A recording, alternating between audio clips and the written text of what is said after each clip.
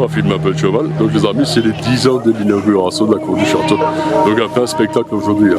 Il y a plein de choses à voir, donc venez cour du château. C'est idéal pour les enfants et tout. Un choupi, t'as vu, il est beau le cheval là. On va voir le reste hein. On va filmer un peu là. Donc dites-moi, vous faites quoi exactement? Je tisse des ceintures avec une technique de tissage aux plaquettes, aux tablettes. Ouais, donc c'est ça quoi, aux plaquettes. Et ça met à peu près combien de temps pour tisser une ceinture complète? Le temps de mettre les fils et de finir le tissage, peut-être 2 jours. 2 jours quand même pour une ceinture quoi. La taille de la ceinture et la difficulté des motifs. Donc ça c'est des ceintures qui sont finies alors? Oui. Je peux juste toucher pour voir. Oui, oui. Ah ouais, c'est de la laine quoi. Ah ouais. Parce qu'à la maison j'ai une tricoteuse et je pense que ça m'intéresse cette technique là. Donc la technique c'est quoi exactement alors? Je peux C'est d'enfiler des fils dans les trous des plaquettes, par-dessus ou par-dessous, en respectant la place des couleurs. Et après, en tournant les cartes, ça permet de faire des motifs. Ah d'accord, c'est en tournant les cartes. Ah d'accord, ah, c'est pas mal ça. Vers l'avant, vers l'arrière. Ouais. Ah c'est sympa. Merci beaucoup, vous appelez comment? Florian. Florian. Merci Florian. Ouais, il y a plein de belles choses, ça c'est des boucliers romains, tout ça, c'est joli hein. C'est en bois.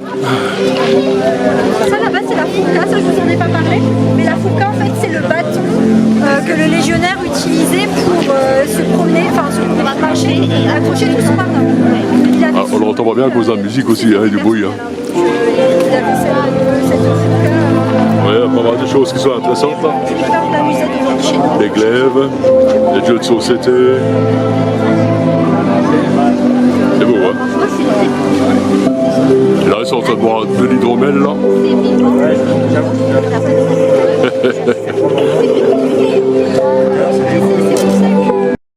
Les amis soyez prudents hein. Ah oui, il y a la lance là.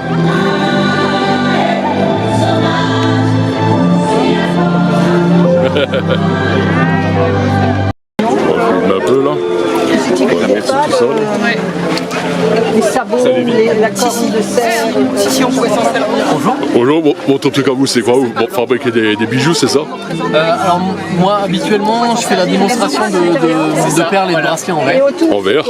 C'est l'ombre aussi mais c'est juste qu'il est devenu un peu mat pour faire la démonstration. Et donc en fait on part d'un bloc de verre brut comme vous avez ici. Ouais.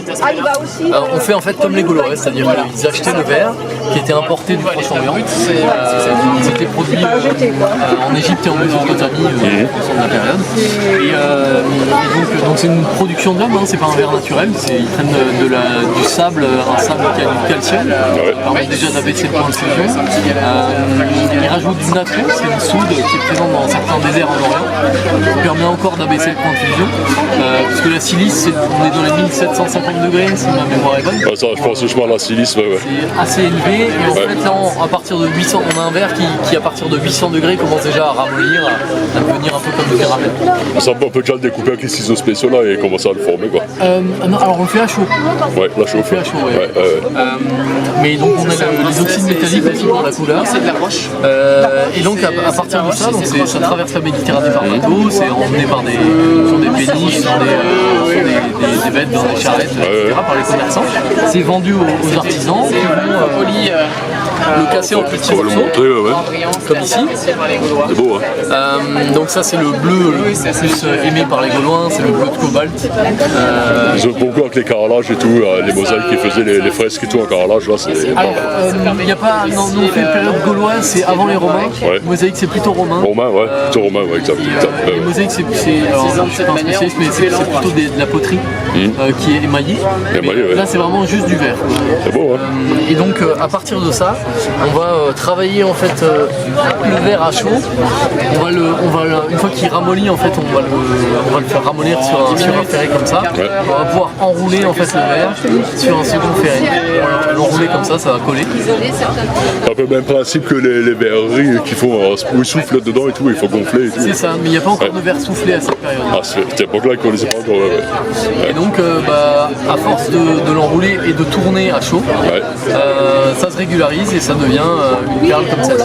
Oh, c'est beau, hein, c'est magnifique. Hein. Donc tout ce qui est ici, c'est des perles et des bracelets qu'on a fait C'est vraiment sympa, en plus au toucher et tout, là, c'est agréable, c'est chouette comme truc, quoi. Bah, c'était apprécié parce que du coup c'est brillant, c'est lisse, ça a des couleurs vives. Voilà. Je crois une question, est-ce qu'au niveau de cet artisanat, au niveau des colliers, des bracelets, tout ça, au niveau social, est-ce que ça a aidé aussi à démarquer les gens les plus aisés ou les questions bêtes peut-être, hein, mais je pense qu'elle est intéressante, quoi. Non Oui, alors, c'est quand même des objets qui sont relativement courants. Ouais. Donc on en retrouve assez fréquemment dans les tombes, principalement féminines. Ouais. Mais alors souvent c'est 2-3 perles. Voilà. Plus rarement on peut avoir des colliers qui sont très fournis. Et là du coup forcément... Un statut social beaucoup plus élevé, quoi. Ouais, j'étais sûr. C'est assez courant parce qu'au final ça se conserve bien. Vous pouvez acheter une perle par-ci par-là, une fois de temps en temps. Elle a rajouté, quoi. Un collier, ça va... Si vous le faites Ça matériau stable, ça bougera pas dans le temps. C'est clair, ouais, je m'en doute un peu, quoi. Si vous ne le faites pas tomber sur du carrelage, ça casse pas. Ça casse pas. Oui, même si tombe sur carrelage, je devrais. Peut-être s'effriter, mais. Ils n'ont pas de carrelage, donc c'est bon. Ouais, donc c'est bon, ils ont du sable, quoi. C'est vrai, c'est pas bête. Ouais. Du coup, ça se conserve très longtemps. Donc au final, même si c'est relativement cher comme objet, au final, tout le monde pourra s'en procurer. Aujourd'hui, tout le monde a un smartphone, ça coûte cher. C'est une question de priorité aussi. Ouais, c'est clair, c'est clair. Et donc le vrai nom de ce métier, c'est quoi exactement? Alors c'est les verriers. Des verriers, quoi. Juste des verriers, quoi. À côté, c'est le tisseur, enfin la tisseuse, et là, c'est les verriers, quoi. Et lui fait du feu. Il travaille l'ambre et la lunite. Ah d'accord, en fin de compte, lui c'est plutôt la roche, et vous c'est plutôt le verre, quoi. Ça, oh la vache, ça me rappelle à l'époque les perceuses que mon père avait qu'on tournait là. Donc ça c'est une perceuse, ça. C'est une perceuse, c'est ça. D'accord, moi je pensais que c'était pour allumer un feu ou... Ah ouais, c'est vraiment l'ancêtre système avec la pierre, quoi. Voilà. Ah c'est intéressant de voir ça. Je vois ça de près là. Et ça marche bien ou... Ouais. Ah, c'est incroyable ça. Voilà, pour percer des perles par exemple. Ouais. Ah donc lui, en fin de compte, il perce. Il peut percer les perles là. Alors Non, pas les perles en verre, Ah, c'est trop fragile. seulement tout ce qui est roche. Ah, donc ceux-là, ils sont directement du bâton alors. là c'est comme avec ça le trou, quoi. en fait, c'est comme si on Uniquement. roulait autour, le trou Ouais. là déjà au départ. Ouais, j'ai compris, c'est trop fragile pour le passer dedans, quoi. Ouais, c'est du corail rouge. Ah, c'est incroyable ça, quand même. Hein. Ça pousse dans la Méditerranée. Ouais. Et c'était aussi utilisé pour faire des bijoux, des choses comme ça. Et actuellement encore, hein, c'est utilisé pour faire des bijoux. Je sais pas. Enfin, quand on touche, en plus, l'impression que c'est du plastique, là. Ouais, mais c'est de l'ambre. Ça, c'est vraiment de l'ombre. C'est de l'ambre, voilà. C'est incroyable, du plastique, quoi. C'est fou, ça, quand même. Hein. C'est de la résine fossilisée. Ah, la résine fossilisée. Ouais, voilà, d'accord, je comprends mieux. Ah, mais c'est génial, merci beaucoup. Je vous en prie. Ah, mais ça, l'outil pour faire des trous, c'est excellent. J'adore. Ouais. Parce qu'à l'époque, on avait vraiment les perceuses à main où on tournait, et là, c'est vraiment l'autre système à Clark et la ficelle qui fait. Et la pierre, quoi. Qu'on croit à l'époque, ils étaient pas bêtes. Hein. Ah non. Ils savaient inventer des choses. Hein. Ouais. Oh, bien, bon, je vous remercie. Hein. Je vous en prie. Faire le tour de tous les métiers. Bonjour. Donc, Elle a dit j'étais un boudin. je vais filmer tout. Ça, je connais, là. Ça, je connais, ça, j'ai vu. Chez moi, à la maison, quand on était petit, quand ma mère, elle faisait la laine avec les moutons. Ouais. Ma mère, elle faisait ça à l'époque. Ah oui. On avait des moutons à la maison, puis elle faisait ça, puis elle faisait nos pulls et tout, les moufles, les chaussettes, tout à la laine. Et c'est vachement agréable. Et vous les filles, vous faites quoi? Donc c'est de la poterie, ça, hein? Oui, c'est ça. Donc c'est quoi, de la terre glaise de base ou il y a autre chose? Hein? C'est de l'argile. De l'argile, c'est pas de la terre glaise. Ok. C'est un piège. Non, je savais pas. je demande. C'est ça. Ouais. Donc, ça c'est le plateau pour tourner quand... Ouais. C'est vraiment un plateau à l'ancienne, quoi. Mais celui-là, il n'est pas mécanique, c'est vraiment manuel, quoi. Mais les scènes avaient du mécanique Avec la pédale, avec les pieds, pour y tourner, quoi. Intéressant. Donc ça, on peut toucher ou pas? Oui. Donc ça, c'est du fait maison, alors, hein. Ça c'est un de la troupe Thibaut qui a fait ça. Ouais. Ça roule pas sur lui. Et après, je pense que c'est passé au four. C'est la torsion. Et ça cuit à peu près combien de temps pour ceux qui ne savent pas? Alors combien de temps, ça je sais pas. Je sais que c'est long, que l'époque celte il y avait des grands fours, il fallait quand même plusieurs serres de bois le temps de tout cuire. Ouais, clair. Ouais. Et quelqu'un pour alimenter en continu. On continue pour que ça s'arrête pas, quoi. Là maintenant la MJC de Gersheim a 2 fours de potier, mais alors c'est pas moi qui fais les cuissons, je sais pas. Je sais Ouais, que c'est clair. L'époque celte ça montait dans les 600-800 degrés. Comment ça, que truc, quoi. Et donc, il n'y a pas de moule au départ pour faire ça, c'est vraiment comme on le sent, la création, c'est comme on a envie de le faire, quoi. Et on peut faire un truc allongé, un truc large, comme elle a envie, quoi. Alors, nous, on essaie de faire ce qui est le plus historique, c'est ça. On essaie de faire les choses historiques un peu, on regarde ce qu'il y avait et on essaie. C'est à l'époque de reproduire un peu ce qu'il y avait, quoi. Par exemple, ça, c'est pas historique. Le problème, c'est que normalement, ils aimaient bien partir de choses assez fines, Ouais. qui grossissaient, qui rediminuaient. Celui-là, il est pas assez historique parce que c'est très droit avant de se. Ah, de trucs, ouais. On débute aussi un petit peu comme ça, nous. Et là, je vois un truc, là, les outils, c'est des morceaux de bois, quoi, vraiment des morceaux de bois de l'époque, Alors, quoi. les outils, c'est ce qu'on imaginait. Forcément, les poteries, c'est cuit, ça peut se retrouver en morceaux. Des outils, des bouts de bois, des bouts d'os, des trucs, ça a eu le temps de se décomposer, on ne sait pas C'est clair, quoi. ce qu'il y a comme outil. On essaie de voir ce qui est le plus pratique et le plus logique à utiliser. De nos jours, on utilise toujours bon, des ça. bouts de bois, des bouts de bois, donc pourquoi pas à Ouais, pour faire les l'époque. formes, ouais. Vous avez ça, quoi. Ouais, c'est ça. Il y a des choses qui ont été retrouvées dans le musée qui sont vraiment intéressantes, par exemple pour les décors. Ouais. Une petite roulette avec une pierre au bout avec un motif qui faisait passer autour et faire des motifs. Ouais, je vois, Ils je ont vois. retrouvé cette roulette et ils ont retrouvé aussi les poteries avec les motifs dessus correspondants. Ah, c'est bien, ça.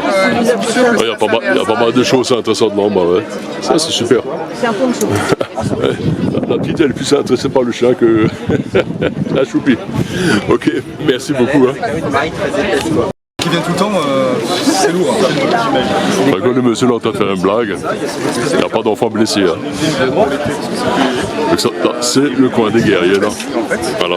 Donc, j'essaie de filmer un peu, il y a beaucoup de monde, j'évite de filmer les gens. C'est pas historique. Ah, alors, là, le guerrier qui souffle, ça s'appelle comment? C'est pas un clairon, ça? Un carnix. À quoi? Un carnix. Un carnix. C-A-R-N-Y. Souffle.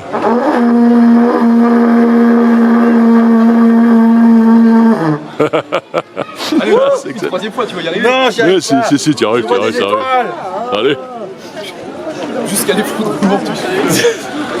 Donc ça, c'est censé l'entendre dans des kilomètres, ça. Ouais, faut s'imaginer une armée monumentale. Ouais, là, faut... Non, avec toute une rangée de Là, faut... carnix. Ouais, parce que là, une toute seule, ça fait un peu... Oui, bah, bien sûr, ouais. Un peu plutôt l'impression que c'est le cerf qui se balade, tu sais, qui cherche la biche, quoi. C'est ça, quoi. En fait, c'est Le brame du cerf. imiter un peu un bruit animal pour, ça. justement, pour évoquer justement les animaux, D'accord. Et donc, chose de bestial, quoi. et là, c'est quand même là, c'est la tente des... C'est quoi, c'est Celtes? Ouais, ici on est chez les Gaulois, du coup, Les Gaulois, quoi. l'armement gaulois. Donc Astérix, Obélix, Vercingétorix. Alors, Non, Astérix c'est- Obélix, il n'y a rien de juste là-dedans. Non, c'est normal, Alors, je sais. Astérix Obélix, alors les menhirs, c'est pas gaulois. Les menhirs, c'est 2000 ans avant Gaulois. Il y a autant d'écart entre les menhirs et les Gaulois, entre les Gaulois et nous. Et vous entendez ça, les amis, quand même? Là, il est en train de rétablir la vérité avec les menhirs, avec Obélix. Non mais oui, les ouais. Obélix, le sanglier, les Gaulois ils mangeaient pas de sanglier. Enfin si, ils en mangeaient mais autant que nous, c'est-à-dire une fois tous les 1000 ans. Ah. En fait non, ils faisaient de l'élevage, ils faisaient ça très bien même. Ouais. Du coup ils mangeaient du cochon, ils mangeaient de la vache, du bœuf, ils mangeaient du mouton, voilà. Du poisson et tout, parfait. Du poisson aussi. Ouais. Oui, et les poules, ils commençaient justement, l'élevage des poules a commencé avec les Gaulois D'accord. dans nos contrées. Alors, Et voilà, du coup, pas de sanglier. Dans Astérix et Obélix, ils n'utilisent jamais de bouclier et tout, alors qu'un guerrier ne se déplaçait, enfin n'allait jamais à la guerre sans un bouclier, sinon comme ceux-là, là, une balle de front et il mourait. ouais. Qu'est-ce qu'il y a d'autre dans Astérix et Obélix? Est-ce qu'ils avaient peur que le ciel là tombe sur la tête? Alors ça c'est une anecdote qui date de Alexandre le Grand. Ouais. Alors du coup Alexandre le Grand il a contacté des Gaulois pour servir de mercenaires dans son armée, ce que les Grecs faisaient tout le temps à cette époque. Et du coup il leur disait oh là là, vous les Gaulois, vous êtes si fiers et si braves, n'avez-vous donc peur de rien? Et du coup le chef gaulois en face il lui a dit si on a peur d'une chose, c'est que le ciel nous tombe sur la tête. Mais il a pu dire ça comme une métaphore, comme une blague en fait. Ouais. Il avait peur de rien, quoi. Ouais c'est ça. Ouais, ben, de rien qu'en vrai, quoi. C'est ça. excellent, ça. Ouais, c'est super, merci, c'est bien d'apprendre des choses comme ça, là. Ça remet un peu la vérité en place, on va dire. Quoi. Bon, c'est excellent. Je vais aller rejoindre la petite, là, parce que... Coucou, Papy, il arrive. Hein. Je la laisse toute seule, quoi. Choupi, regarde, il y a le cheval qui se promène, là. T'as vu, là? Wow, comme il est beau, là. Alors, est-ce que c'est le même cheval qu'à la Saint-Martin qu'on a vu maintenant? Possible, hein, c'est possible.